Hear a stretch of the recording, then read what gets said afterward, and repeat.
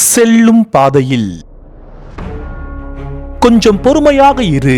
நடக்கும் எல்லாவற்றிற்கும் நேரம் காலம் இருக்கின்றது. அந்த காலத்திற்கு முன்னாலும் எதுவும் நடக்காது, அந்த காலத்திற்கு பிறகும் எதுவும் நடக்காது.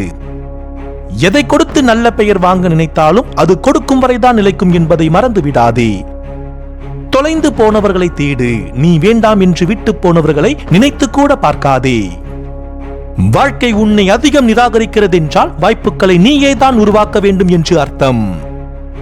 உன்னோடு 30 நிமிடம் பழகி உன்னை புரிந்து கொண்டோரும் உண்டு, 30 வருடம் பழகினாலும் உன்னை புரியாதவர்களும் உண்டு.